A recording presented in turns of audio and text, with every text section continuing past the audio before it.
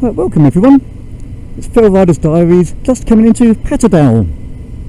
Patterdale is a small village just up the way from Glenridding, which is where we were last time. And today we're going to do the Kirkstone Pass. The Kirkstone Pass is one of 4 or 5 passes around here. Basically just, excuse me, just cuts in the mountain at the lowest point where we can get from one side to the other. Some of them are quite notorious. Rhino's Pass, in particular, Hard Knot Pass, also in the same area. The most, the steepest road, I think it is, in England, perhaps, maybe. And then you have things like the Windlatter Pass and Kirkstone, which we're doing today. And then finally got Hartside Pass, which takes it to Alston. Alston's the highest town in England, and it's a favourite amongst the bikers. And for that reason, we're going to avoid it for the time being, because it's the start of the season. A lot of people get a bit carried away, and we don't want to be a statistic. So we're doing the Kirkstone instead, and this is going to be interesting because the Kirkstone goes from Windermere to Patterdale. We're doing it the other way round. But we had a bit of a snow dump last night. I don't think it will affect the Kirkstone, but just because I'm not sure, this may not be the brightest idea in the world. So we're going to go and have a little look and see what we can see, and if we like the look of it then fine, and if we don't then we just turn around. It's as simple as that. Try not to do things that we're not capable of, like cornering. Here we go. Push and lean, push and lean. Cornering is just something that other people do. I've never been so good at it myself. And the principles behind it, to the layman, it sounds like something that will cause an accident. Here we've got a left-hand turn. To go left, I'll push the left handlebar forward. Push forward. There. And for the right hand turn, push the right handlebar forward. Goes right. Every motorcyclist does this. To a car driver who's never driven a motorbike, it must seem the oddest thing in the world. Because of course, in a car, you turn the steering wheel to the right to go right, you turn the steering wheel to the left to go left. On a motorbike, it's the other way round. Lots of fun when people get on quad bikes, because then you have the sensation of riding a motorbike with the steering behaviour of a car.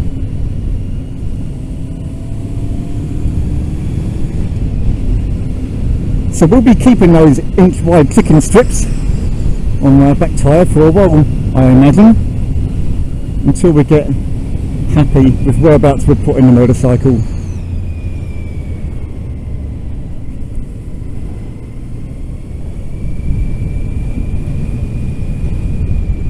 But it's going to be quite ironic really, because the Kirkstone is going to be asking a lot of this counter steering today.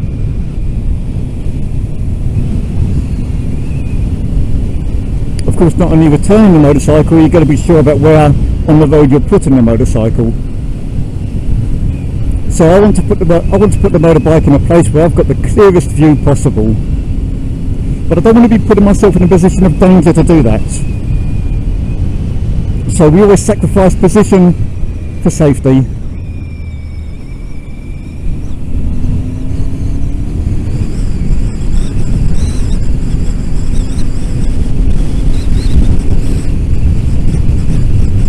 Or at least that's what I was always taught.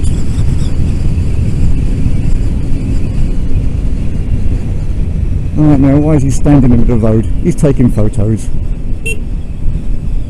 Just so he knows. There you go. See, things like this, stuff like that you don't need. There's double white lines down the middle, which means there's no crossing on either carriageway. You have a car parked up on the road, you do have to cross. For a motorcycle it's not a problem. What if I was a 12-ton Arctic?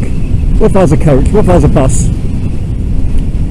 What if I was any of these things and something was coming the other way, and then that car becomes a problem?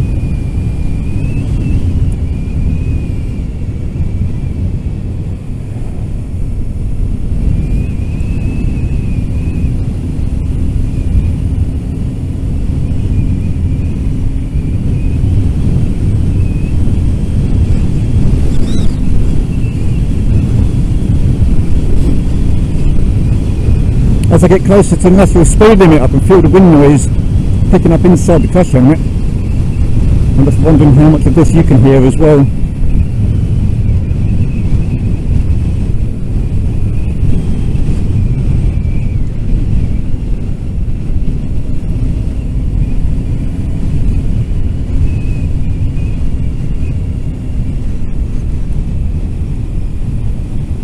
So what we're going to do is we're going to sit a comfortable distance behind the Audi,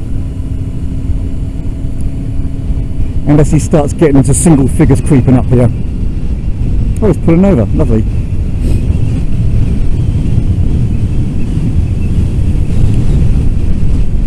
As you can see, you've got to watch out for oncoming motorists, you've got to watch out for people standing in the centre of the road. You've also got to watch out for rocks in the road. All these dry stone walls, I mean, they're not held together by water. Obviously, they're dry stone walls. And bearing in mind the flooding we've had recently, it's not unusual to see rocks the size of footballs in the centre of these roads. Or sheep. There you go. Sheep that aren't aware of the giveaway law.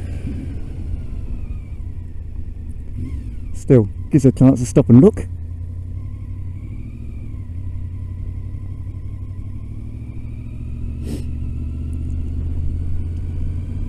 When I was driving around here on the job last year, and quite rightly the snowplows come along, they push all the snow to the side of the road, you get snow drifts on the side, and then that snow gets dirty with exhaust fumes and diesel fumes, and it's not until the sheep move do you recognise it as a sheep. Up until then it just looks like a clump of snow, especially at night.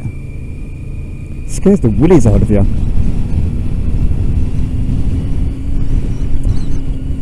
I don't know if the camera's going to pick this up, but you might be able to see just at the lowest point where those two mountains meet in front. That's where this road is going to go. That's the Kirkstone Pass. So we're going to thread our way up there.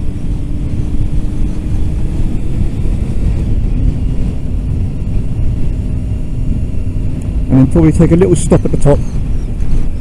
And then we'll do the other side of the Kirkstone Pass, going down into Windermere. We'll do that on a separate vlog, I think.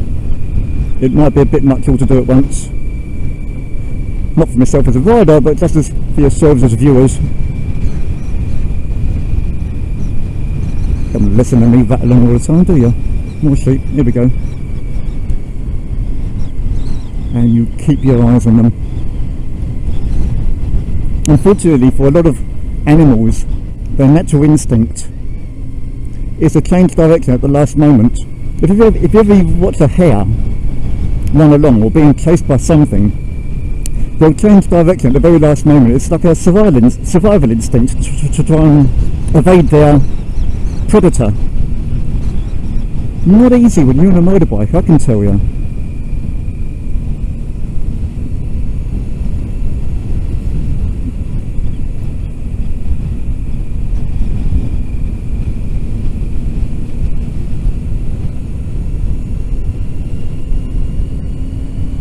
The camera that I'm using today is a Drift HD camera, and I'll give you a little bit more detail about it in another post, but just to give you an idea, it's got a 170-degree viewing angle, which is great. It captures a lot of the landscape, but I'm following this car in front at approximately 5 meters, and it's going to look a lot further back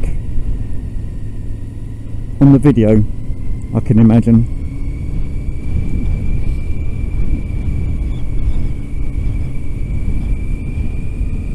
But for this speed, approaching 30 miles an hour, it's fine. And this car's not going to go a lot faster than this either. I could overtake here as an overtake on, but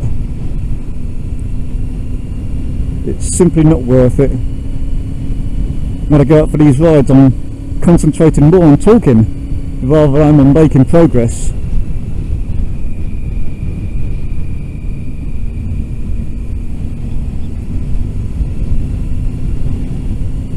certainly if I was out on a fun ride, I would have been past him by now. Anyone would.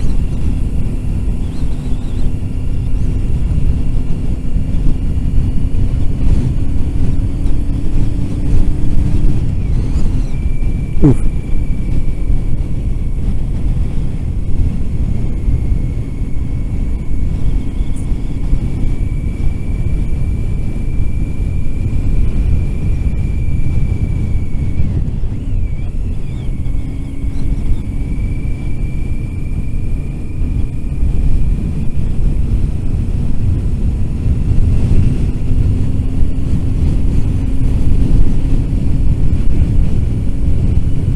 So as we approach the top of the Kirkstone Pass, there'll be a pub, conveniently, and it's the highest pub in the Lake District, and it'll probably be a very good place to stop.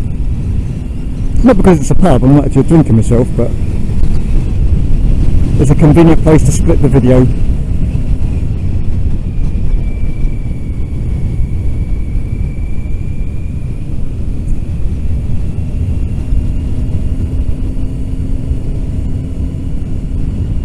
The struggle, we'll talk about that another time. Coaches only, there we go, the Kirkstone Pass in. And so that's us.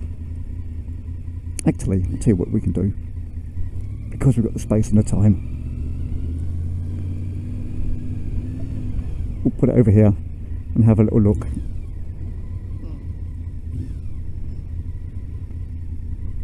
It's not a nice piece of road, but it will do.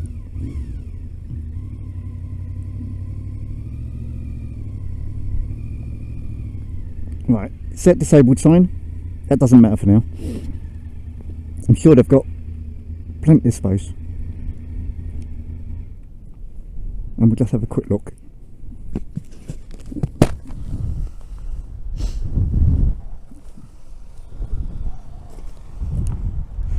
Welcome to Red Screes. I didn't know that's what it's called. Right, we'll see if this video can pick it up. Basically, the lake you can see in the distance, that's Windermere, and we'll be heading towards that on the next video. And the road you can see just in front of me, you may be able to see the white car driving along past the tree down there. That's the struggle. Now, the first time you drive this road, then it is a struggle. It feels intimidating, it's very narrow, especially if you're driving it in a van. And after 18 months of doing this driving job, it's a piece of piss, frankly. It's no more struggle than any other road I've driven on here. Less so even, because it doesn't get the traffic that the other roads get. Right, so that's Glen Ridding to the Kirkstone Pass. And I can imagine stopping this video and starting again in about 5 minutes and doing the next episode, because you don't waste days like this. So, have a good day everyone. I'll speak to you all soon.